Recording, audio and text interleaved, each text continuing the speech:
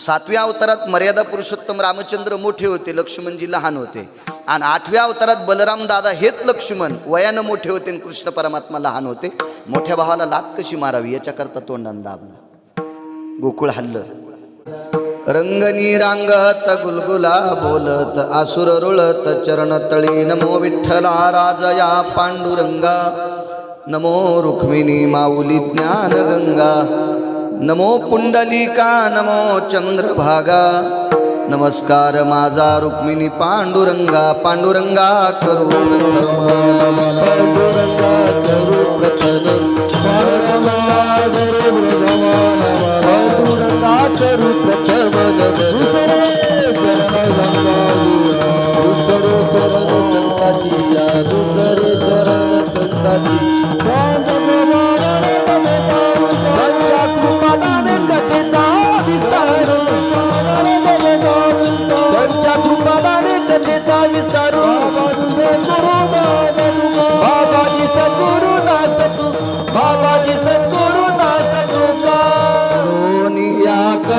चरणी ठेवी तो माथा,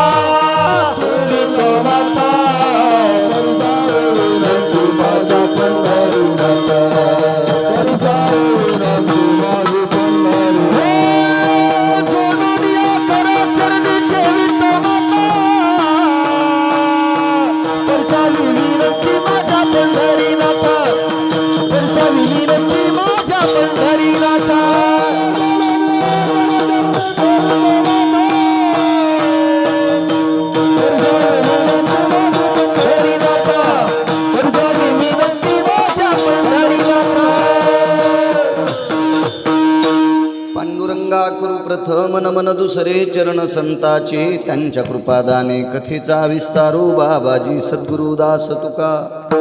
मनोजवं मारुत तुल्य वेगम जितेंद्रियं बुद्धिमतां वरिष्ठं.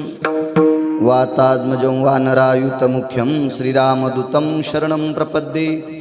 नागेन्द्रहराय त्रिलोचनाय भस्मांगरागाय महेश्वराय. नित्याय शुद्धाय दिगंबराय तस्मै नकराय नमः शिवाय. शरदिंदु समाकारे परब्रह्मस्वरूपिणी. वासरा पीठ निलये सरस्वती नमस्तुते. विठ्ठल विठ्ठल विठ्ठल विवासित पावनाती वासती पंचानन समाना. तया श्रोत्याची आचरणी जाना साष्टांग नमन करीतसु. वाद्यभूषित पावन ती प्रत्येक अमरेंद्रा समान. तयाची आचरणी जान साष्टांग नमन करीतसु. आता गान गंधर्व देवता कोकिळ कंठस्वराराका. जी कीर्तनी वैवासित लोका तयाची आचरणी नमनगा. मज दिसदसो परम विख्यातु जो जान ब्रह्मयाचा सुतू. नारद जान नाम तितिक्षु तयाची आचरणी नमनगा. जेने धर्म जितविलाची बळी तो संभाजी जान नवाळी. कावतरला जयाची आकुळी तया छत्रपतीची आचरण कमळी. साष्टांग नमन करीतसो विठ्ठला विठ्ठला.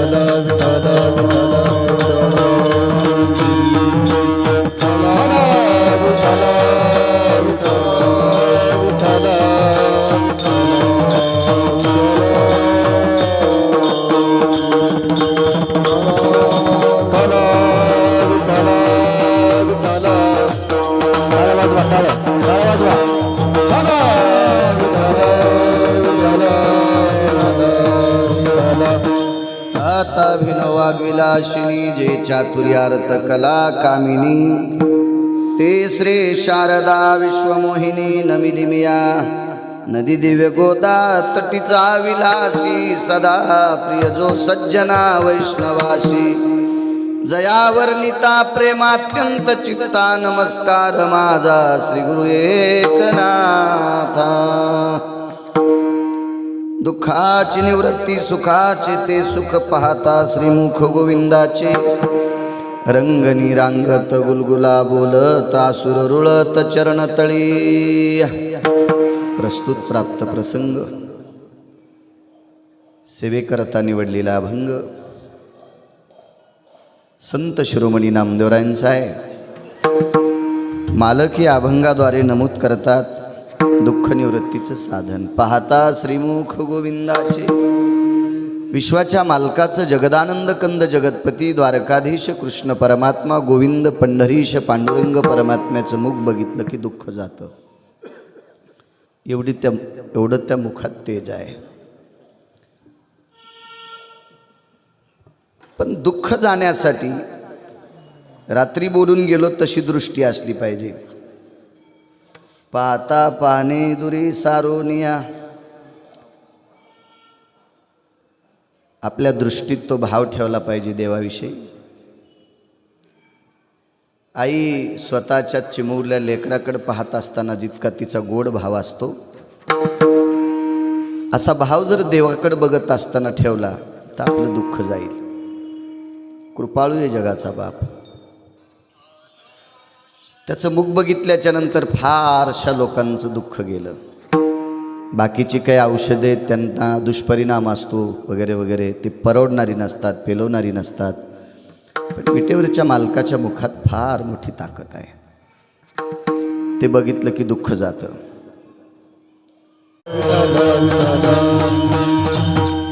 भगवंताचं मुख बघितलं की दुःख जातं। इथं मंगळवेढा गाव आहे, चोखोबारायचं अधिष्ठान आहे तिथं। चोखोबारा एक अनन्य साधारण महत्व असलेली वारकरी संप्रदायातली दर्जेदार व्यक्तिमत्व श्रीमंत श्री चोखोबारा आहे। फार एक दर्जेदार व्यक्तिमत्व। याच्या पलीकडे सांगायचं झालं तर विटेवरचा मालक सुद्धा चोखोबारायच्या डोळ्यात डोळे घालून बघत नव्हता। एवढा मोठा अधिकार चोखोबारायांचा होता। तुम्ही एखाद्या माणसांना एखाद्या जातीला उच्छेदून बोलत असाल त्याचं कारण एक आहे, तुमच्या अंतःकरणात पाप आहे याच्याकरता तुम्ही दुसऱ्याला नाव ठेवता। परत चांगलं वागणाऱ्यांना पंढरपुरातल्या मालकाने अंतःकरणात घेतलं। तुमच्या रात्रंदिवस तुमच्या चेहऱ्याची स्वच्छता ठेवणारा एक वर्ग आहे। तुम्ही दाढी कटिंगला जाता, महाराज प्रेमानं माय तोंडावून हात फिरीत असती, आजी फिरीत असती आणि या इटभर पोटाच्या खळगी करता का होत नाही, पण तुमच्या तोंडावून प्रेमानं हात फिरवत असतो तो नावी। त्या नापिकाच्या कुळामध्ये जन्माला आलेले सद्गुरू शेना महाराज सद्गुरू शेना महाराज पंढरपूरला आले की पंढरपुरातल्या मालकाची मान खाली वाकत होती, पाहतच नव्हते डोळ्यात डोळे घालून। इतका दर्जा शेना महाराजांचा होता।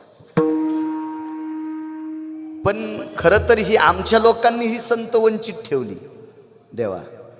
कीर्तनकारांनी ही मागे ठेवली। इतकी मोठी संत आहेत, मोठी संत आहेत। मला असं वाटतंय संप्रदायाच्या बाबतीत जातीवाद येऊ नये। बाकी तुम्हाला कुठं करायचं असेल तर करा, पण संप्रदायात नको। कारण या संप्रदायात जातीवाद नाही। यातायाती धर्म नाही विष्णुदासा, निर्णय तो आईसा वेदशास्त्री। एवढा प्रचंड अधिकार या लोकांचा। बघा मंगळवेढ्याला चोखोबारायांचं वास्तव्य। एका झोपड्यात राहणारा वारकरी, रानोबा नावांचे वारकऱ्यांचे सुपुत्र रानोबा होते, त्यांचे वडील अधिकारी महात्मा होते।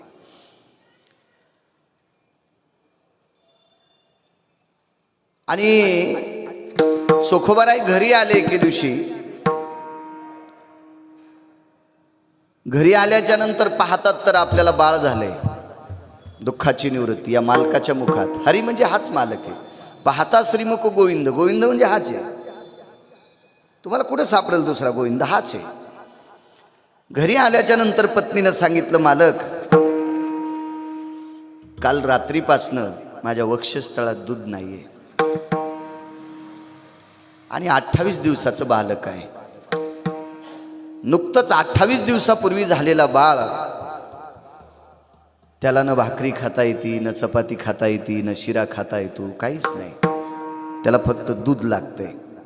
एक तर आईचा असावा नाही तर गाईचा असावा।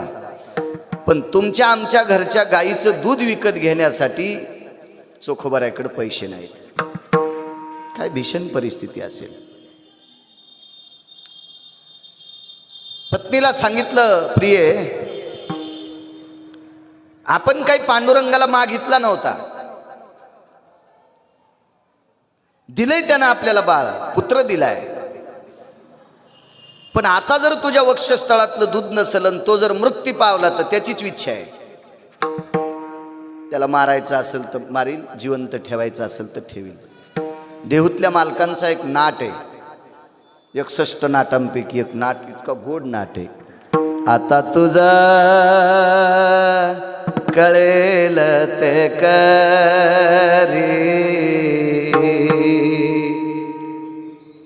तुकोबारायांनी केली देवाला. हे देवा, तुला काय करायचं तर कर, तारायचं असेल तर तार, मारायचं असेल तर मार. आता तुझा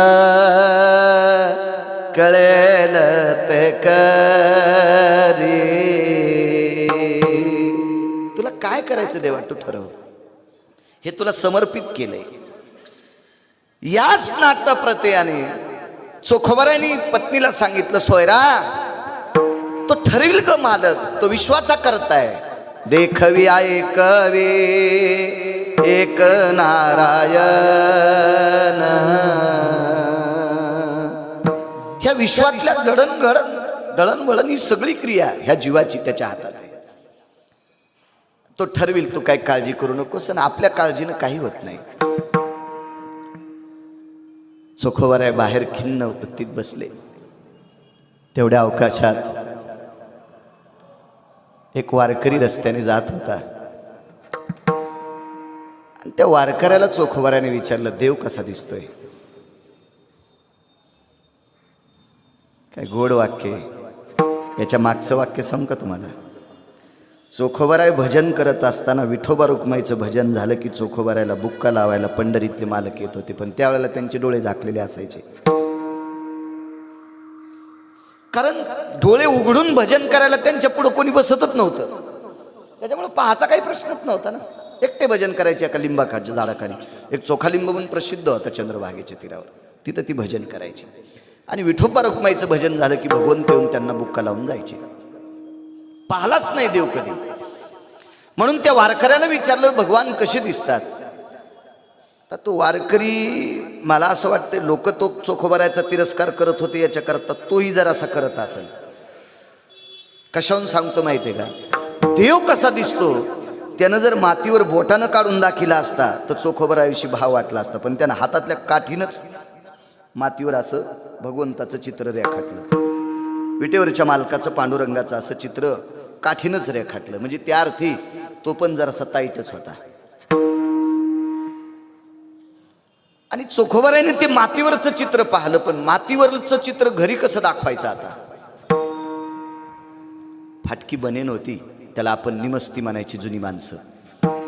एवढ्याला तिच्या बाह्या, आणि अंग भरून कपडे नसल्यामुळं निसर्गाच्या कोपानं शरीर काळपट पडलेलं होतं. व्यवस्थित जेवायला नाही, पांघरायला नाही, अंथरायला बोऱ्या होता, राहाला झोपडं होतं, आंघोळीला बोरीचं झाड होतं, त्याच्या खाली दगडला टेकलेला, कुठून तरी इकून तिकून थोड्याशा काड्याकुड्या आणून लहानशी बाथरूम केलेली. अशा साध्या परिस्थितीत जीवन. घरात जेवढी भांडे तेवढी खापराची होती. लोकांना टाकून दिलेला फुटक्या तोंडाचा डेरा हा चोखोबारायच्या घरी पाणी भरायला होता. तुम्ही आम्ही दसरा काढल्याच्या नंतर फेकून दिलेली खापराची भांडी ही सगळी चोखोबारायच्या घरी होती. इतकी परिस्थिती दयनीय. आणि ऐकील तर लांबून बसून मंडपाच्या बाहेर मंडप झाडायचं काम करायचे चोखोबाराय. दुःख निवृत्तीचं साधन सांगतो. या मालकाचं मुख बघितलं की दुःख जाते. चोखोबारायनं एका प्रतिष्ठित व्यक्तीनं काठीनं काढलेलं मातीवरचं चित्र तसंच चित्र स्वतःच्या दंडावर काढलं, पण काडीनं. ती काडी ओढली की चोखोबारायच्या अंगावर पांढरी रेख पडायची. पांढरी रेख. तुम्ही अजूनही दिवसभर शेतात जर काम केलं ना, हाफ शर्ट असल्यावर, तर असा हात काळपट पडतून त्याच्यावर तुम्ही अशी रेख ओढली की रेख पडती. हा निसर्गाचा नियम आहे. तर चोखोबारायच्या जीवनात कधीच भरपूर कपडे घालायला भेटले नाही. किती शरीर हे असेल. ती पांडुरंगाची प्रतिमा एका व्यक्तीनं पाहिलेला देव मातीवर काढला आणि तो चोखोबाराने दंडावर काढला. घरी गेले, पत्नीला सांगितलं, सोयरा आपला बाळ वाचेल ग. काय दूध आणलंय तुम्ही? नाही, दूध शक्य नाही. खरं तर गायनाला चोखोबाराय त्यांच्या बहिणीकडे गेले ते बुलढाण्याला. संसाराचे दुःख धरोनी मानसी, चोखा मेहून पुरीसी जाता झाला. प्रपंचाचं दुःख होतं. मेहुणपुरी, मेहुणा राजा नावाचं गाव बुलढाणा जिल्ह्यात. चोखोबारायची निर्मळा नावाची बहीण दिलती, तिथं गेले. बहीण फार श्रीमंत होती. बहिणीनं बसायला गालीचा टाकला. वैकुंठवासी साहेबराव महाराज सोनोटीकर सांगायचे की चोखोबारायच्या बहिणीच्या बैलगाडीला सोन्याच्या शिवळा होत्या. मला नाही भारत देशात कोणाच्या बैलगाडीला सोन्याच्या शिवळा दिसले गो. काय श्रीमंती असेल हो, काय श्रीमंती. बहिणीच्या बैलगाडीला सोन्याच्या शिवळा आणि भावाला खाला नाही. परिस्थिती असती, पण कधी कोणापाशी वक्तव्य नाही केलं. त्या बहिणीने बसायला टाकलं. बैसोनी एकांत पुसे गुज मात. गाथावाचं लक्षात येईल तुमच्या.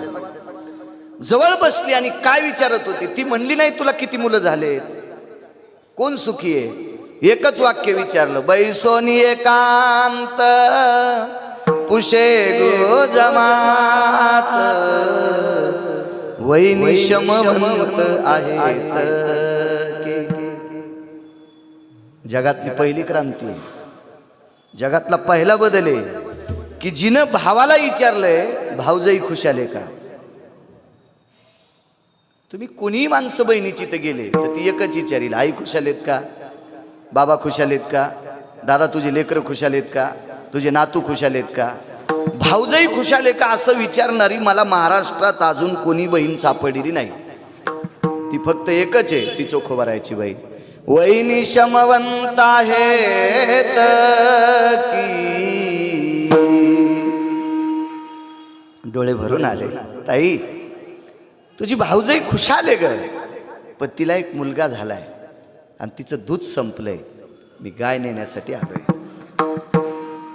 गाय दिली बहिणीनं.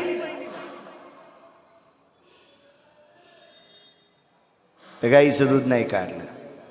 वासरू आखडायचा धर्म चोखोबारायकडे नव्हता, नाही काढलं. आता करायचं काय. या वारकऱ्याला देव कसा दिसतो विचारलं. सांगितलं होतं भगवंताचं मुख बघितलं की दुःख जातंय. एवढी त्या मुखात ताकद आहे. दंडावर चित्र काढलं. पत्नीला सांगितलं, प्रिये ते एकदा डोळे उघडील का. तिनं सांगितलं 3 तास झाले आता डोळे बंद झालेत, ते आता डोळे उघडीत नाही. मी थापटते, हे करते, हाताच्या मुठी वळल्या आता, ते उघडत नाही डोळ्यात. चोखोबारायनं सांगितलं डोळ्याचं पापण लवतंय, एका शकंदापुरते जर डोळे उघडे तर ते जगतंय ग, पण डोळे उघडण्याचा प्रयत्न कर. तिनं सांगितलं वक्षस्थळ स्तन जर मुखात दिलं तर पेण्याच्या अपेक्षेनं डोळे उघडतंय, पण या 2 तासामध्ये मी तो प्रयत्न करते पण त्याच्यातून दूधच येत नाही, त्या अर्थी ते डोळे उघडत नाही. करणं ग प्रयत्न करणं. आणि त्याच्या मुखामध्ये स्तन दिलं आणि पाठ थाप दिली. बाळा उघडणं डोळे. आणि त्या अपेक्षेनं, भुकेच्या अपेक्षेनं डोळे उघडे आणि तितक्या टायमात दंड दाखिला. तेवढ्या अवस्थेत दंड दाखिला. मुलगा सदृढ झाला, सदृढ झाला. महाराज हा चोखोबारायचा सिद्धांत आहे. चित्रातला पंढरीतला मालक पाहला, प्रतिमेतला पाहला, तो चोखोबारायचा बाळ सदृढ होतोय. महाराज त्याच्या मुखात किती ताकद, हे रूप पाहिल्याच्या नंतर किती ताकद असेल. त्या अख्ख्या प्रपंचाचं दुःख संपत आहे. आणि चंद्र सूर्य तोपर्यंत गाथ्यामध्ये कर्ममेळा नावाचा चोखोबारायचा पुत्र आजही जिवंत आहे. ही केवळ ताकद आहे, त्या मालकाची प्रतिमा पाहण्याची ताकद आहे. म्हणून मालक पहिल्या कडव्यात म्हणतात दुःखाची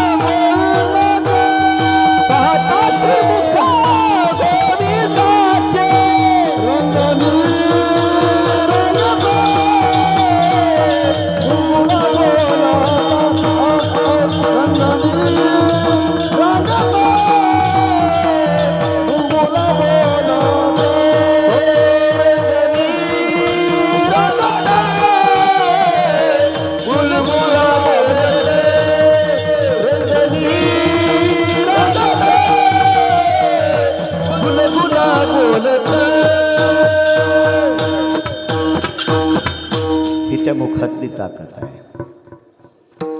पुतना नावाची व्यक्ती श्रीमद भागवतामध्ये तिचं वर्णन आलं. पुतना ही वासना आहे. ती राजा बळीची कन्या होती. तिचं नाव तर रत्नमाला. राजा बळीच्या दारामध्ये भगवान वामन पंढरीतले मालक वामन अवतारात ज्या वेळेला आले ते रूप बटुरूप पाहिलं छोटंसं. त्यावेळेला त्या रत्नमालेला इतका आनंद वाटला की असं पोरगं आपल्याला व्हावं, अशी तिची वासना.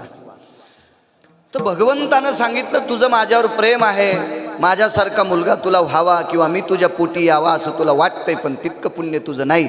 मी एका अवतारात तुझं स्तनपान करीन, बालवयामध्ये तुझं स्तनपान करीन, तुझं दूध पेल. पुतणीला आनंद वाटला. त्या रत्नमालेला, पुतना चुकून गेला शब्द, रत्नमालेला आनंद वाटला. पण कालांतरानं भिक्षेच्या संदर्भामध्ये काही पूर्तता न झाल्यामुळे राजा बळीला वामनांनी पाताळात घातलं. मग मात्र रत्नमालेला राग आला. याच्याविषयी माझं इतकं प्रेम होतं आणि ह्या मेल्यानं माझ्या बापाला पाताळात घातलं. आता एका अवतारात माझं दूध पिणारच, मी ते विष घालून याला मारीन. देव म्हणले तेही पुरं करीन, कारण ती वासनाच होती. आणि हीच पुतना पुढे अघासुराची बहीण म्हणून जन्माला आली. रत्नमाला द्वापार युगामध्ये अघासुराची बहीण होती पुतना. अघासुर नावाचा राक्षस होता आणि कंसाकडे पैजेचा विडा उचलला आणि ती गोकुळामध्ये त्या गोकुळातली लेकरं मारण्यासाठी गेली. बालहत्यारी होती ती. ही लेकरं मारत असताना भगवंताच्या लक्षात आलं निष्पाप लेकरं मारते, चूक करते, मग करायचं काय आता. पाळण्यामध्ये दोघं होती, बलराम दादा आणि कृष्ण परमात्मा. पाळणा मोठा होता, तसा मोठा पाळणा होता. भगवंत पाळण्यातली पाळण्यात फिरले, त्याला काय करता येत नाही. आणि बलराम दादाचा अंगठा पायाचा स्वतःच्या ओठानं दाबला, हिरडीनं दाबला, कारण दात इतक्या कमी वयात तर नसतेच लेकराला. अंगठा दाबल्याबरोबर गोकुळ हल्लं आणि पुतनेला गोकुळ हल्ल्याबरोबर पुतना ज्या दारापुढं होती त्या दारापुढं नंदराजाचा वाडा तयार झाला. खरं खरं खरं असं गोकुळच हल्लं. ग्रामसेवकला पण कळालं नाही कोणाचं घर कोणीकडे गेलं, नंबर कोणता लावा. इतके पटापटा घरं हल्ले भाऊ. आणि याचं कारण एक जण म्हणला कशा करता हलवलं, दोन वेळेला हलवलं रे बुवा. 7व्या अवतारामध्ये वाली नावाचा व्यक्ती मारायचा होता. खरं तर वाली आणि सुग्रीव दोघ जण भाऊ होते. वालीला वरदान होतं, 7 ताडाचे झाडं 7 कोपऱ्यात असे उभे होते. आता एखाद्या शक्तीनं जर हे सगळे कॉलम पाडायचे असतील तर एका याच्यामध्ये पडू शकतात, पण एकदा तो पाडायचा आणि हा पाडायचा असे तिरपट जर पाडायचं झालं तर कसा बाण मारता येईल. मग 7 ताडाची झाडं 7 ठिकाणी होते. लक्ष्मणजीचा अंगठा मर्यादा पुरुषोत्तम रामचंद्रांनी पायानं दाबल्याबरोबर शेषाचा अवतार येत पृथ्वी हल्ली आणि 7 ताडाचे झाडं एका रेषेत आले. फरक सांगतोय, 7व्या अवतारात अंगठा पायानं दाबला आणि 8व्या अवतारात अंगठा तोंडानं दाबला. त्याचं कारण होतं, 7व्या अवतारात मर्यादा पुरुषोत्तम रामचंद्र मोठे होते, लक्ष्मणजी लहान होते. आणि 8व्या अवतारात बलराम दादा हेच लक्ष्मण वयानं मोठे होते आणि कृष्ण परमात्मा लहान होते. मोठ्या भावाला लात कशी मारावी याच्याकरता तोंडानं दाबला. गोकुळ हल्लं, नंदराजाच्या वाड्यात आली आणि भगवंताला मधला सर्वांना ज्ञात विषय आहे. देवाला घेतलं आणि गाईच्या गोठ्यात गेली. ती पाहत नव्हती देवाकडे, कारण तिला माहित होतं याच्याकडे एवढं तेज आहे, आपण जर याच्याकडे बघितलं त्यानं आपल्याकडे बघितलं तर आपण जळून जाऊ. देवाने तिच्याकडे फारसं पाहिलं नाही. हृदयाशी घेतला, गाईच्या गोठ्यात घेतली आणि स्तनाला लावलं, पिऊ टाकला. तो महाराज त्याला काय वडता येत नाही जगातलं. त्यानं सन तिचे पंचप्राण ओढायला सुरुवात केली. त्यावेळेला ती शेवटच्या वेळेला तिला अनुताप झाला, पश्चाताप झाला, आपण याच्या उगच नादी लागलो. हा प्रचंड शक्तिशाली, हा जगाचा बाप आहे, हा विश्वाचा मालक आहे, आपण चूक केली याच्याशी वैर करून. आणि मरता मरता प्रसन्नपणाने त्याच्याकडे पाहू लागली आणि प्राण सोडला. ताकद किती आहे महाराज त्याला पाहण्याची, काय मोठी शक्ती आहे त्याला बघण्याची. भाऊ, विरोधक वृत्तीनं मारण्यासाठी आलेली पुतना, पण शेवटच्या टप्प्यात प्रसन्नपणा आला आणि तिला देवाला पाहिलं आणि प्राण सोडला. देवानं विचार केला जाऊ द्या, विरोध घेऊन आलती, पण शेवटच्या टप्प्यात प्रसन्नता आली, हिला वाया जाऊ द्यायचा नाही, तिला सायुज्यता नावाचा मोक्ष देऊन टाकला. वैरात्मक दृष्टीनं पाहायला आलेली पुतना शेवटच्या टप्प्यामध्ये 2-4 सेकंदात प्रसन्नपणात पाहिल्यामुळं तिला सायुज्य नावाचं आसन देऊन टाकलं आणि कायमचं तिच्या जीवनातला गर्दा जाळून टाकला, दुःख जाळून टाकलं आणि सायुज्यता नावाच्या खुर्चीवर तिला बसायला प्राप्त झालं. ते आसन दिलं. यालाच म्हणायचं दुःखाची निवृत्ती सुखाचे ते सुख, दुःखाची निवृत्ती सुखाचे ते सुख, पाहता श्रीमुख गोविंदाचे, पाहता श्रीमुख दुःखाची निवृत्ती सुखाचे ते सुख, दुःखाची निवृत्ती सुखाचे ते सुख, दुःखाची निवृत्ती सुखाचे ते सुख,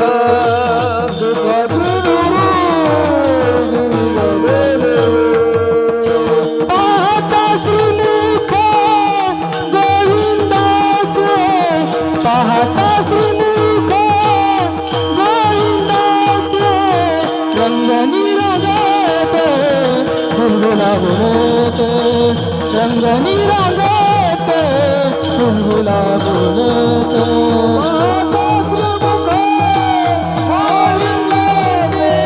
पाहता श्रीमुख गोविंदाचे, रंगनी रंगते फुलगुला बोलते, रंगनी रंगते फुलगुला बोलते.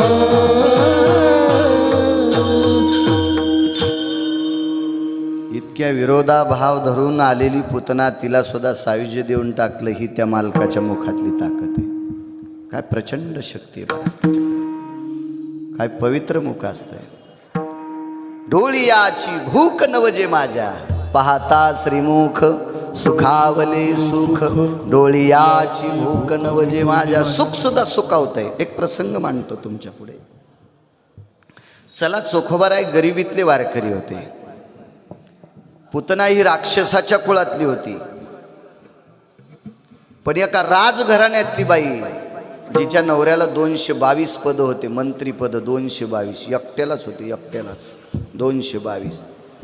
आणि तो मंत्री काही तुमच्या माझ्यासारख्या मरक्या माणसांचा मंत्री नव्हता. तो आमरांचा मंत्री होता, देवांचा राजा होता, देवांचा. बसायला ऐरावत नावाचा हत्ती होता. राहला अमरपुरी नावाचं सोन्याचं गाव होतं. एवढा प्रचंड श्रीमंत. त्याचं नाव इंद्र आहे, पत्नीचं नाव शची आहे, मुलाचं नाव जयंत, मुलीचं नाव जयंती. असा गोडसा त्याचा परिवार. शची नावाची पत्नी आहे त्याची. एके दिवशी शचीकडे इंद्रभुवनाला एक वारकरी गेले. त्या वारकरी म्हणजे 6व्या क्रमांकाचा संन्याशी. त्या संन्याशाचं नाव आहे देवर्षी नारद. 19 संन्याशी आले माझ्या वाचनामध्ये. त्याच्यापैकी 6व्या क्रमांकाचा संन्याशी देवर्षी नारद भजनानंदी आहेत. गळ्यात विना आहे, हातात चिपळ्या येतात. म्हणून तर आपल्याकडं संप्रदायात या गादीला नारदाची गादी म्हणतात, नारदांची गादी. आणि बसून कीर्तन करतात का? बसून म्हणजे अपघात झाल्यामुळं मी बसून करत होतो त्याला बसून नाही. बसून कीर्तन म्हणजे भागवत, रामायण, पुराण याला बसून कीर्तन. ही 9 लोक होती. त्याच्यापैकी शुकाचार्य 1 नंबरला. आणि त्या गादीला व्यासांची गादी म्हणतात. पण वारकरी संप्रदायातल्या परंपरेला नारदांच्या गादीचं महत्त्व आहे. हिला नारदांची गादी म्हणतात. आणि ती कथाकारांची गादी असती, तिला व्यासांची गादी म्हणतात. मग नारद आले, एक वारकरी आलेला आहे. नारदांसारखं भजन नाही केलं कोणी. जीवनभर भजन केलं, जीवनभर. नारद आल्याच्या नंतर नारदांचं स्वागत केलं, सन्मान केला. आपल्या संप्रदायात फार मोठी किंमत आहे. खरं तर संप्रदायातल्या भजन्यानं, मृदंगाचार्यानं, कीर्तनकारानं इतकं गोड वागायला पाहिजे, इतकं गोड वागायला पाहिजे की जी माणसं कधी कधी आईवडिलांचं रोज दर्शन घेत नाहीत, ती माणसं आमचं घेतात. इतका पवित्र संप्रदाय जगात कोणता असेल तर तो वारकरी संप्रदाय. देशाचे पंतप्रधान सुद्धा श्रीमंत श्री सद्गुरू शांतीब्रह्म कुरेकर बाबांच्या चरणावर नतमस्तक होतात. मी मगाशी बोलून गेलो रवी महाराजांना. वारकरी संप्रदायातले आपण तर ज्ञानोबाराय तुकोबाराय पाहिली नाही, पण ज्ञानोबाराय तुकोबारायची सात्विकता ज्यांच्याकडे दिसते ते श्रीमंत श्री सद्गुरू कुरेकर बाबा महाराज. किती किती मोठा संप्रदायाचं वैभव आहे आपल्या, किती मोठा. या देशातला आमदार असेल, या देशातला खासदार असेल, या देशातला मंत्री असेल, तो कीर्तनकाराची जात विचारित नाही, त्याचं कुळ विचारित नाही, तो फक्त वारकरी आहे. या देशातला श्रीमंत असेल, या देशातला व्यापारी असेल, या देशातला शैक्षणिक क्षेत्रातला असेल, या देशातला वैद्यकीय क्षेत्रातला असेल, पक्वाद्या असेल, गळ्यात माळ असेल तर त्यालाही नमस्कार करतात, भजण्याला नमस्कार, कीर्तनकाराला नमस्कार. इतका पवित्र संप्रदाय, याच्यात गोड वागायला पाहिजे, चांगलं वागणं गरजेचं आहे. ठीक आहे, माणसं गढूळ भेटत असतील, माणसं विचित्र भेटत असतील आपल्या तिघांना, आपण डोकंच लावायचं नाही त्यांना. आपण कशाला त्यांना डोकं लावायचं? चला, तो त्याचा त्याचा भाग आहे, त्याचा त्याच्या डोक्यातला गरदा त्याच्याकडे ठेवायचा, आपण त्याला नाही डोकं लावलं पाहिजे. आपण संप्रदायाचं काम करत असताना लोक आपल्याला किती मानतात हे बघायचं. मी नर्मदा परिक्रमा करत असताना महाराष्ट्र राज्याच्या बाहेर परिक्रमा आहे ती, पण यूट्यूबवर पाहिल्याच्या नंतर भाऊ मला चांगल्या प्रतीचे डब्बे घेऊन येत होती लोक, श्रीमंत लोक डब्बे. इकून तिकून फोन घ्यायचे, विचारायचे बाळू महाराज कोण्या मुक्कामाला थांबलेत, तिथं तिथं मला डब्बे यायचे. रात्री 10-10 वाजता उठून काही माणसं फळं घेऊन यायची. म्हणजे ह्या संप्रदायाची शक्ती महाराष्ट्राच्या बाहेर सुद्धा आहे. इतका मोठा गोड संप्रदाय. नारद गेल्याच्या नंतर नारदांच्या चरणावर शची नतमस्तक होतात. शची कोण? जिच्या नवऱ्याला 222 पद आहेत प्रकाशराव, 222 भाऊ, 222 मंत्रीपद एकट्यालाच मंत्रीपद सांगतो त्याच्यातलं एक. त्याच्याकडे असं पद आहे एक, भोगावती नावाच्या 2 गंगा आहेत, एक स्वर्गात एक आणि खाली एक आहे. त्या भोगावती नावाच्या गंगेचं पाणी एका पात्रात घ्यायचं आणि त्याच्यात काही टाकून त्याची शाही तयार करायची, आणि त्या शाहीनं इंद्रानं फॉर्मवर सही केली आणि त्या फॉर्मवर टाईम टाकला आणि गिरगावकराचं नाव टाकलं. उद्या 12:30 वाजता यमानं गिरगावकर मारलाच पाहिजे.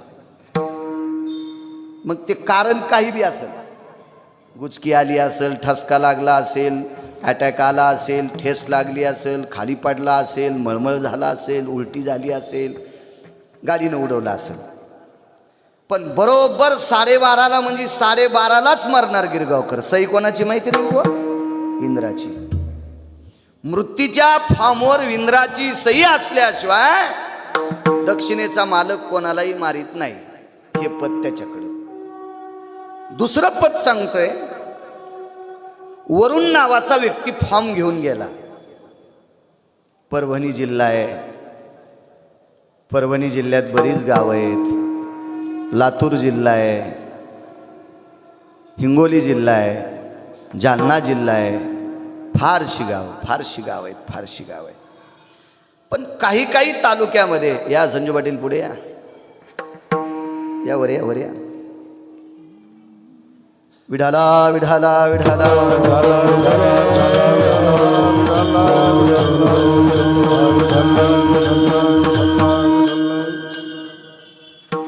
वरुणानं इंद्राला सांगितलं, महाराज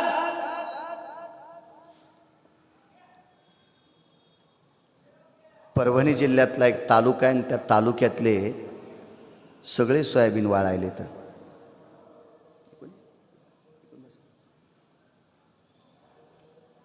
सगळी सोयाबीन वाळायले, तर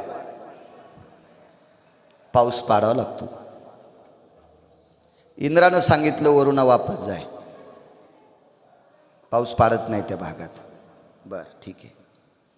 आणि तिसऱ्या दिवशी इंद्रानं वरुणाला बोलून घेतलं, फॉर्म घे इकडं. ते फॉर्म घेतला आणि त्याच्यावर कशी सही केली देव जाणे. पाऊस पडला पण सोयाबीनच शिल्लक ठुलं नाही, वाटीसारख्या गारी पाड्या. म्हणजे चांगला पाऊस पाडून पीक किती येऊ द्यायचंय हे त्याच्या सही नाही, आणि प्रचंड पाऊस पाडून पीक मातीत घालायचंय हे इंद्राच्या सही नाही. सांगणारा तर हा मालक आहे, इंद्राला आदेश देणारा हा सगळ्या मंत्र्यांचा बॉस आहे ना इथं बसलेला. महाराज एवढं पच्च्या राजाकडे त्याची बायको नारदांचं दर्शन घेते. वारकरी संप्रदायाची ताकद इतकी मोठी आहे. दर्शन घेतलं नारदाचं. आणि खरं तर महाराजांनी सुद्धा चांगल्यांचंच पाया पडून घेतलं पाहिजे. भंगिरे पाया पडल्यावर महाराज बी जळून जाईल त्याच्या पापानं. काय अपेक्षा आहे भंगिऱ्याची? इतके कपाळ शुद्ध असतात का त्यांचे कपाळ एखाद्या वारकऱ्याच्या पायाला लागावं? तुम्हाला सुद्धा सांगतो तुम्ही. आणि दुसरी गोष्ट, महाराजाच्याही पाया पडायचं असेल तर त्याचं आचरण तपासायचं. ज्याचं आचरण नदीला गेलंय का, अशा भडव्यांच्या पाया पडल्यावर तुमचे संसार खालून जळतील. तुम्हाला चोंबाळणारी महाराज लागतात. नाही. ऐका पंडित जन तुमचे वंदितो चरण, नका करू नरस्तुती माझी परिसावी विनंती. ऐका ऐका पंडित जन तुमचे वंदितो चरण, नका करू नरस्तुती माझी परिसावी विनंती. फारसं चोमळायचं नाही. निंदा अथवा स्तुती करावी देवाची, कीर्ती मानवाची गाऊ नये किंवा वर्णू नये. याच्याही पलीकडे इतराची स्तुती आम्हा ब्रह्महत्या. एका विठ्ठला वाचून या. नालायकांची स्तुती करणं म्हणजे ब्राह्मण कापल्याचं पाप लागतंय. पण त्याचं वर्णन करावा, त्याला चोंभाळावा, मग त्यानं आम्हाला मोठं पाकिट द्यावा, ह्या अपेक्षेनं संप्रदाय चाललेला आहे. या अपेक्षेनं. पण एक सांगू का तुम्हाला, चोंभाळल्यानं एखादी गोष्ट भेटत असेल पण टिकायची का ती प्रारब्धानं टिकत असते. आपण किती आरडतो प्रकाश बुवा, अन्न मान धन हे तो प्रारब्धाधी. तुम्हाला चांगलं खायला भेटत असेल, चांगली कपडे भेटत असतील, मान भेटत असेल तर ते तुमचं नशीब आहे. आणि तुमचं नशीब जर फुटका असेल ना, तर कधी सून सुद्धा तुम्हाला आवजाव बोलणार नाही. असं समजायचं त्या सासऱ्यानं आपलं नशीब तुर्कस्तानच्या पलीकडे झोपलंय.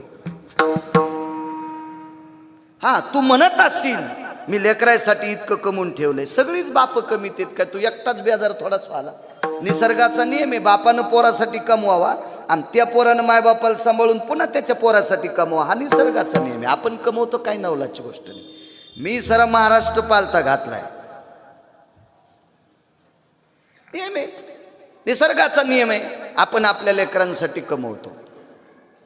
पण आपलं प्रारब्ध जर खोटं असेल तर आपली सून सुद्धा आपल्याला आवजाऊ बोलत नाही.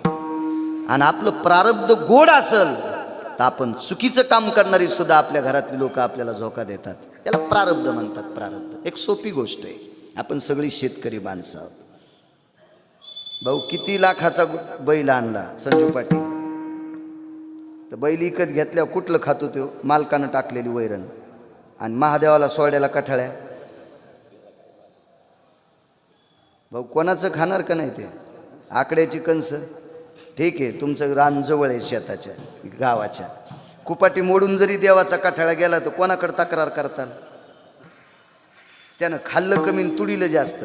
मग आता 2 लाखाचे बैल चांगले का कठाळ्या चांगला? होय प्रकाशराव, काय चांगला? नशीब कोण घेऊन आलाय?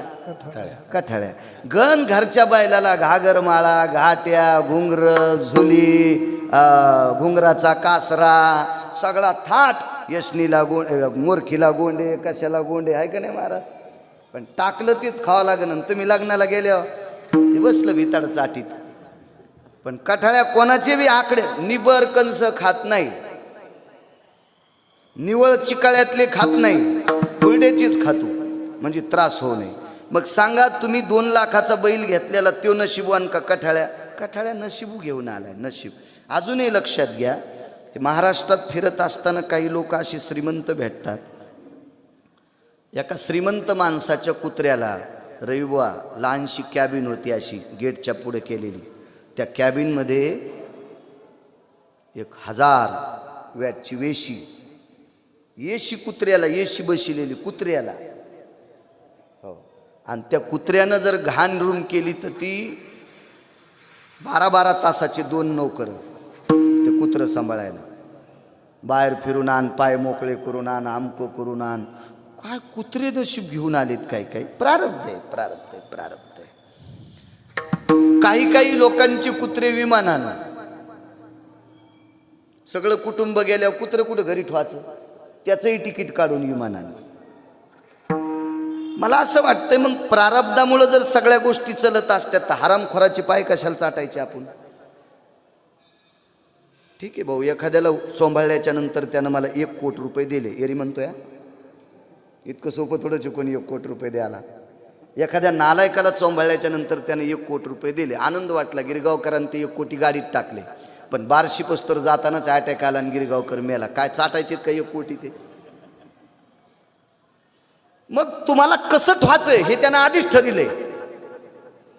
तुम्हाला कोण्या स्तरावर ठेवायचं त्यानं आधीच ठरविलंय.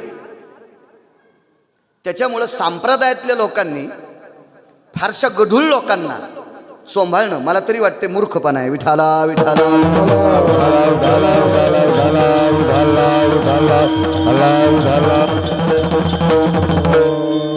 आणि प्रकाशबुवा तुम्हाला जर असं टिकवायचं असेल, वाघबुवा 5 वर्षापासून आहेत. मी मगाशी त्यांना म्हणलं तुम्ही सोडलं नाही प्रकाश महाराजांना, चांगली गोष्ट आहे. तुम्हाला जर असंच टिकवायचं असेल तर जो श्रद्धेनं तुम्हाला मदत करतोय तिथंच लुडबुडत जा. तुम्ही फार सांभाळून जरी एखादा तुमच्याकडे घेतला असेल तर तो कालांतरानं तुमचे वरखंडे बी काढील. इतकं बी गिरगावकराचं लक्षात ठेवा. विठाला विठाला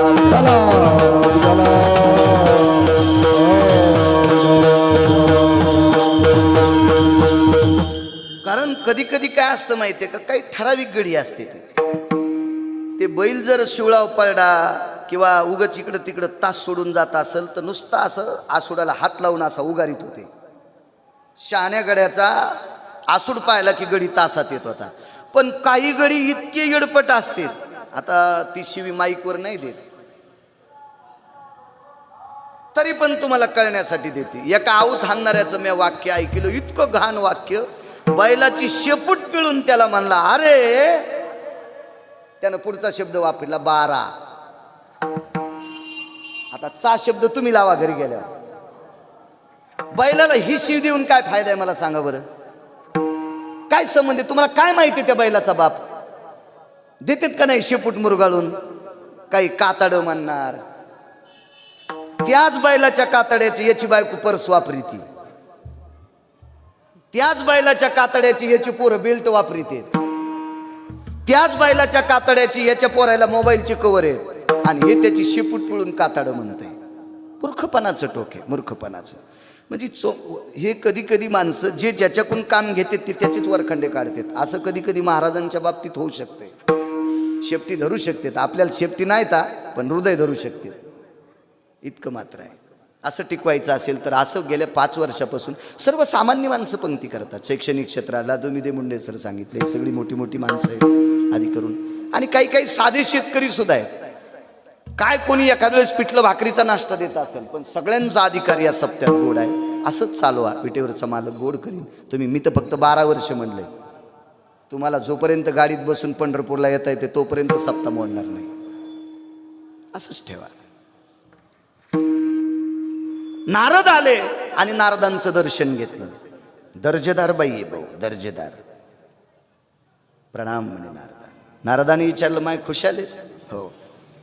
बरंही म्हणावं एवढंच म्हणायला पाहिजे, पण तिनं नारदाला म्हणली मायासारखी सुखीच कोण नाही. नारद म्हणले बाई आता पंढरपूरला सप्ताह चालू आहे, त्या सप्त्यातल्या काल्यातल्या पंतरवाळ्या उचलून तुला चंद्रभागेच्या लांब नेऊन टाकायचे, हे काम तुझ्याकडे येणार आहे मीराबाई मठामध्ये. ती म्हणली मी इंद्राची बायको आहे आणि मला हे कसं शक्य आहे, मला हे पंतराळ्या उचलायचं काम कसं येणार. नारदांना सांगितलं बाई आज संध्याकाळी तुझं पुण्य संपणार आहे आणि पुण्य संपल्याच्या नंतर तुला मृत्यूलोकात जन्म भेटणार आहे आणि तुला कामच करावं लागणार आहे. 33 कोटी देवांच्या राजाची बायको. दुःख वाटलं आणि विचारलं महाराज मला सुख पाहिजे, जा खाली. गोकुळात आली आणि गोकुळात आल्याच्या नंतर एका अनया नावाच्या गवळ्याची पत्नी म्हणून जन्म घेतला आणि भगवंताला पाहत राहिली. मिस पानियाचे गोविंदाची चट, चट म्हणजे आवड, पाण्याचं निमित्त करीत होती आणि भगवंताला पाहायला जात होती. भरला उलंडोनी रिता करी घट, रांजून भरलेला रिकामा करायची. म्हणजे सासून म्हणायचंच नाही रांजून भरला तरी पाण्याला कशाला चाललीस, भरलेला पुन्हा मोरीत रिचून द्यायचा. भरला नाही आत्या नाही भरला. तिला ते पाणी आणण्याचा त्रासच वाटून नव्हता, तिला एकच वाटायचं काय त्रास झाला तरी हरकत नाही पण त्याला बघायचं, ती देवाला बघायची. शेवटचा पुरावा सांगतोय. इतकी देवाला पाहायची, इतकी देवाला पाहायची की तिनं पाहिल्याच्या नंतर इतकं कर्ज झालं. मी रात्री पुरावा द्याला. ब्रह्मांडाचा धनी तोरे संती केला ऋणी, म्हणून नाचे मागे मागे वाहे अंगे भार त्याचा. ब्रह्मांडाचा धनी तोरे संती केला ऋणी. कर्ज आहे, राधेचं कर्ज झालं देवाच्या डोक्यावर. तोही राधेला पाहण्यासाठी इतका पागल झालाय. एके दिवशी राधा पाण्याला जात असताना हा धार काढायला निघाला, दूध काढायला निघाला. गाईला वासरं सोडले आणि राधेला पाहता पाहता वाड्यात बैल होता, त्या बैला खालीच बसला. राधेला पाहून भुलले हरे, फुलले हारे,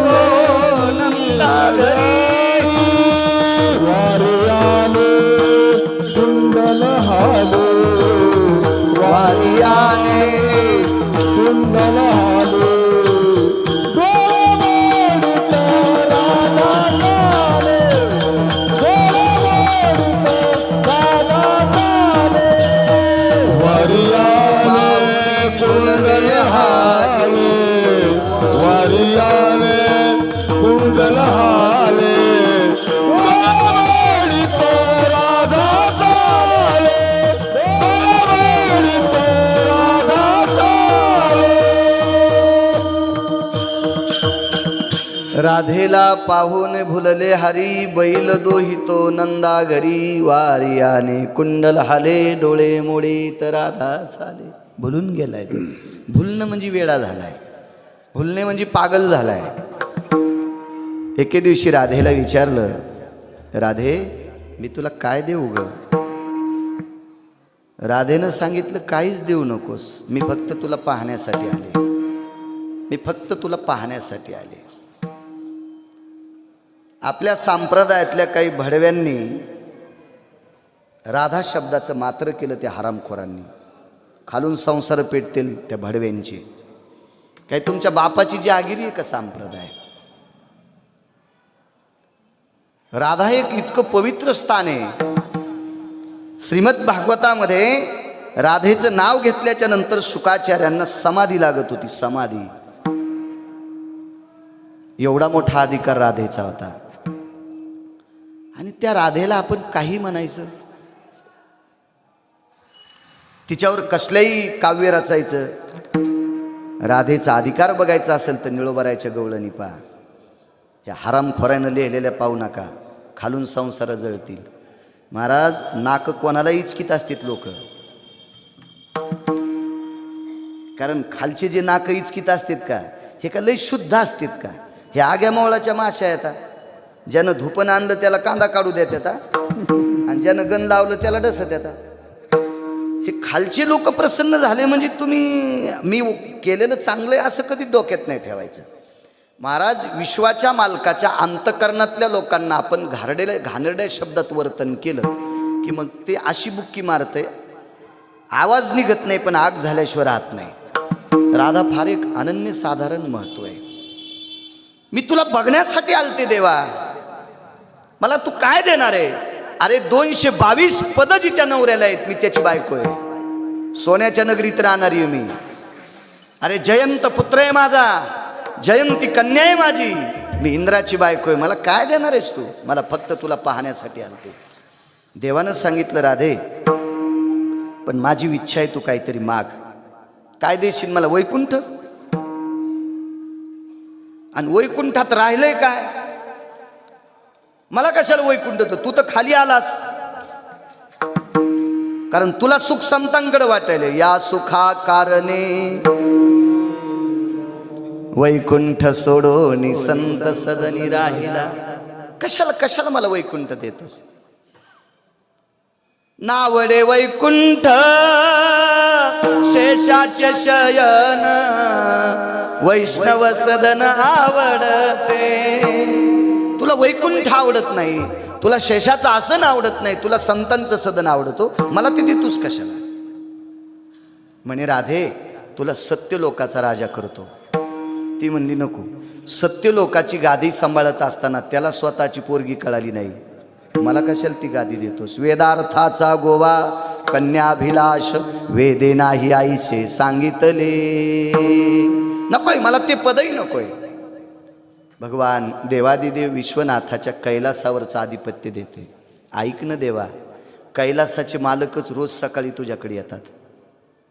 त्रिशूळ डमरू घेऊन आला गिरजेचा कांत. रोज सकाळी मला काहीच देऊ नकोस, काहीच देऊ नकोस. राधे माझा अपमान करू नकोस, मी तुझ्यावर प्रसन्न आहे.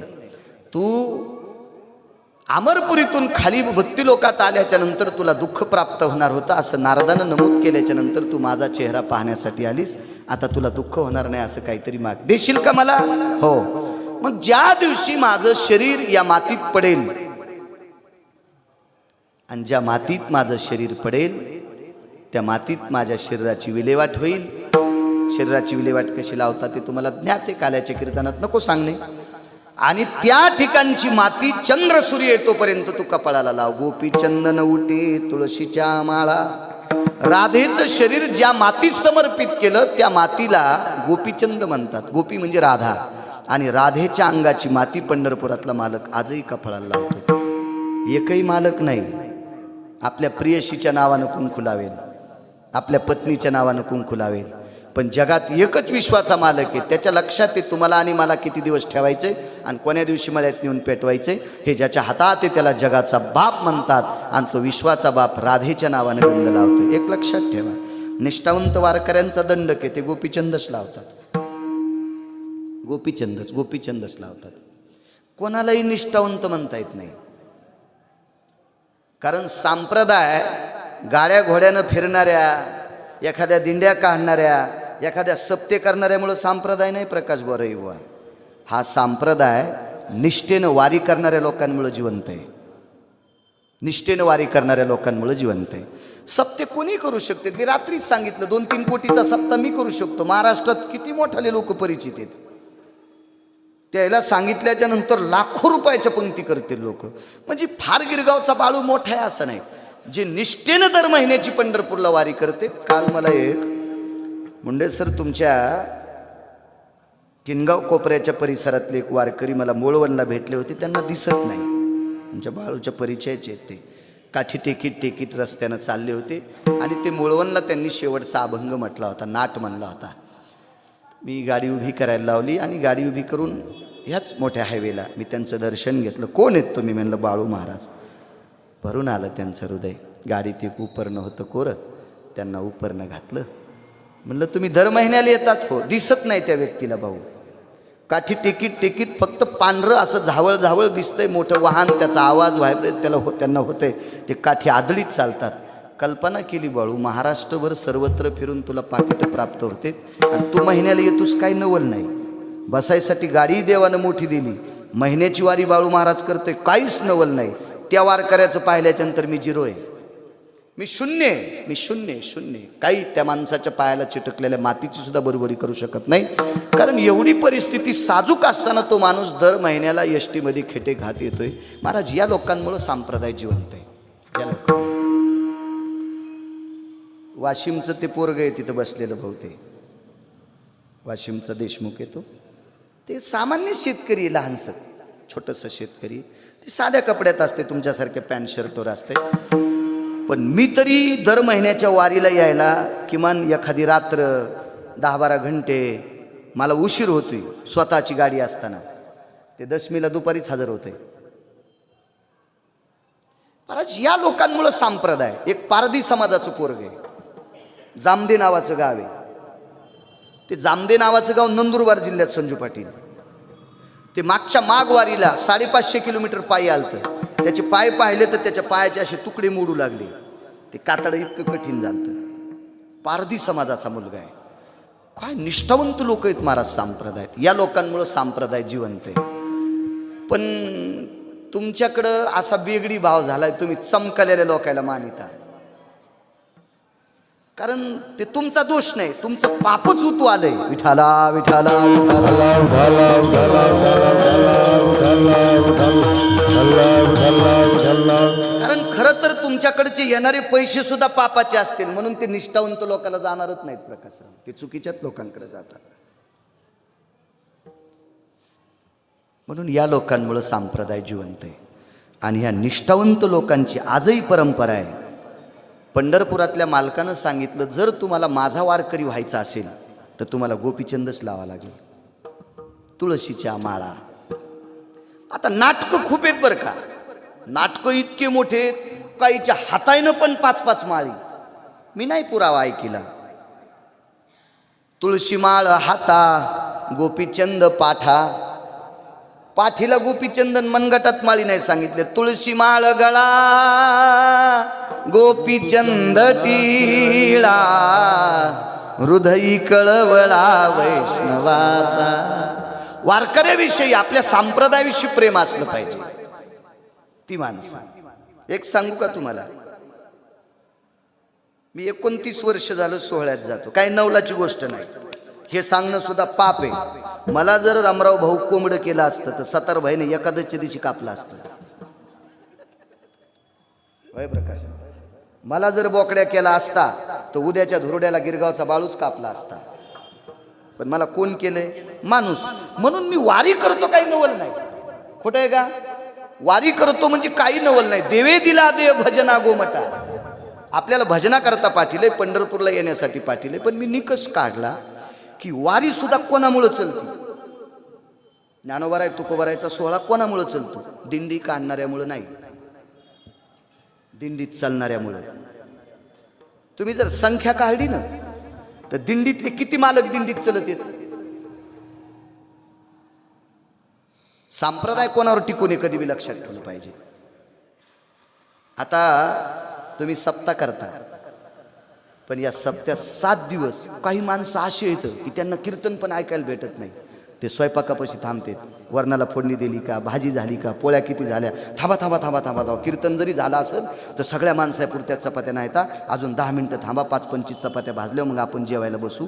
महाराज सगळ्या लोकांच्या वारकऱ्याची पोटाची व्यवस्था करतो. त्याला पण सामान्य समजायचं नाही.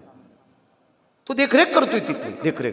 काही माणसं चटायात टाकतील, झाडूनच काढतील, पात्रच उचलतील, काही माणसं वाढायचंच काम करतील. ही सुद्धा माणसं महाराज तुमच्यापेक्षा मोठी असू शकतात. प्रकाश बुवा तुमच्यापेक्षा मोठी असू शकतात, कारण ते तुम्हाला वाकायचं काम पडू देत नाहीत. म्हणजे इतकी काही नम्र स्वभावाची माणसं आहेत. या लोकांमुळे संप्रदाय जिवंत आहे. या लोकांमुळे संप्रदाय. बाळू महाराजांना दिंडी काढली तर 50 लाख तर घरी घेऊन जाईन सहजच. सोय बी तशी देईन ना मी. रावटीत लाईट, प्रत्येक रावटीत पंखा. कमी करील का प्रकाशराव मी? प्रत्येक रावटीत मोबाईल चार्जर, प्रत्येक रावटीत सतरंजी. सकाळ आजच्या रावट्या वेगळ्या, उद्याच्या रावट्या वेगळ्या. कारण मला लय मोठमोठाले काशी फळ मानित येत ना. उकांड्यावरले पुन्हा तुम्ही किती बी खत घाला, उकांड्यावरल्या काशी फळा इतकं काशी फळ मोठं होतं का भाऊ? हे मोठाले काशी फळ म्हणजे हे लोक काही करतील. हा ट्रक तुला फुकट, डिझेल टाकू नको, हे टँकरही तुला फुकट.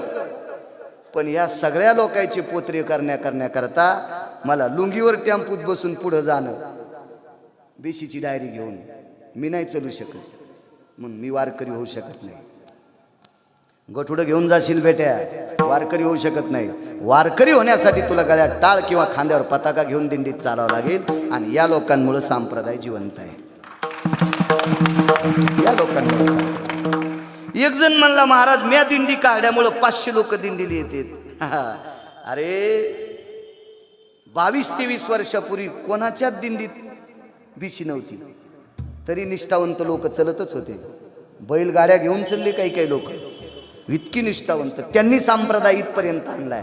आता ह्या टपऱ्याच्या गाडीत बसणाऱ्या बाळू महाराजांना लय नाक लांबून बोलायचं नाही, विठाला विठाला विठाला.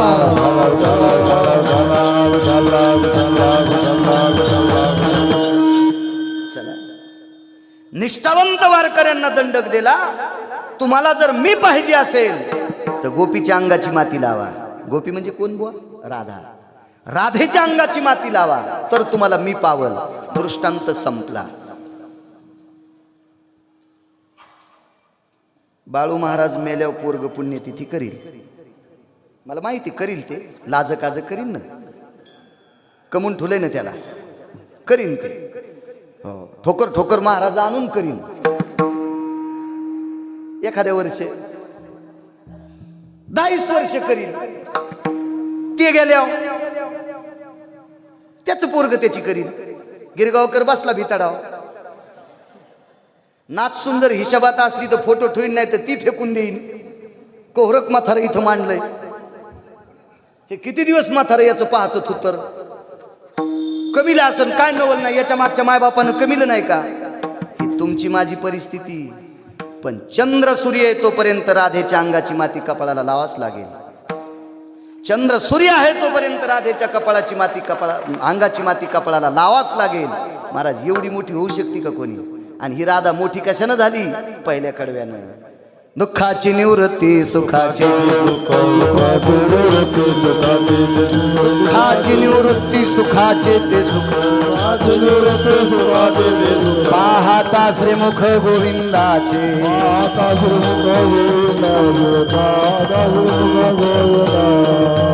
दुःखाचे सुखाचे दुःखाचे निवृत्ती सुखाचे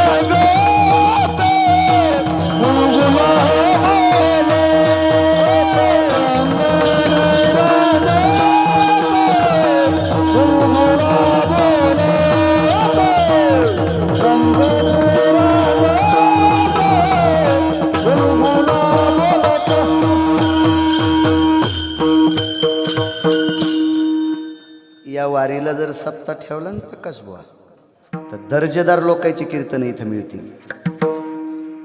ते बी तुमच्या हाराची पण अपेक्षा करीत नाहीत. अशा 300-300 वर्षाच्या परंपरा चालत आलेल्या फड परंपरा, त्या लोकांची कीर्तन भेटतील. 350 वर्षाची परंपरा बोधले कुटुंब, जयवंतदादांचं कीर्तन भेटेल तुम्हाला, प्रभाकर दादांचं कीर्तन भेटेल. काय रवी महाराज खोटं बोलतोय? मोठी मोठी वारकरी तिथं समोरच एका आश्रमामध्ये पातकर महाराज राहतात, पुण्याचे निष्ठावंत लोक आहेत. त्या लोकांची कीर्तनं भेटतील. कारण पंढरपुरामध्ये तुमच्याकडनं कोणी एक पैशाची अपेक्षा करणार नाहीत. निष्ठावंत वारकरी बरं का. आणि तुम्हालाही ती सुरळीत जाईल सप्ताह करण्यासाठी, गोडसं जाईल. खूप छान. आणि माणसंही तुमच्या पाठीमागं बरे येतं. तुम्हाला जे लोक पंक्ती देतात ते माणसं मोजित नाहीत. एक सोपा मुद्दा सांगू का दिंड्यातला? भाऊ, जर मी बिशी काढून जर दिंडीत आलो, तुम्ही जर मला भेटायला आले 2 दिवस, तर लगेच ते महाराज म्हणतो हे कवा आलेत, हे कोण दिशी आले, मग यांची कवा पावती फाडायची. गळ्यात शपथ. आणि तुम्हाला पण वाटतंय आता इथं खावा का 2 घास खाल्लेलं उलटून टाकावा. खोटं आहे काय? पण हे तुमच्या सप्त्यात नाही प्रकाश. तुम्हाला जे पंक्ती देणारे आहेत ना, तुम्ही केल्यावर तुम्हालाच बोलतील, नाही तर ते पंक्तीच कट करतील. होतंय का नाही असं? इतका निष्ठावंत कारभार आहे. म्हणून त्या प्रकाश बुवाला सांभाळा ही तुम्हाला विनंती करतोय. विठोबा रखुमाई.